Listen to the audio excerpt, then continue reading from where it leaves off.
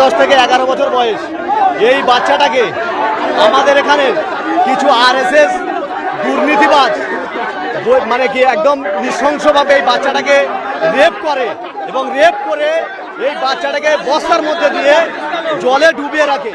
আমরা চাই এবং আমরা প্রত্যেকেই চাই আগামী যেন কোনো বাচ্চা এইভাবে না হত্যা করে এবং আমাদের এই বাচ্চাটাকে যে যারা যারা এই সমস্ত দুষ্কৃতীরা যারা এইভাবে হত্যা করেছে আমরা চাই অবিলম্বে সরকারের কাছে আবেদন করছি ইমিডিয়েটলি ওদেরকে ধরে অ্যাকশন যেন নেয় এবং যেন আমরা দাবি করছি ফাঁসির দাবি চাইছি যেন ওকে ফাঁসি দেওয়া হয়।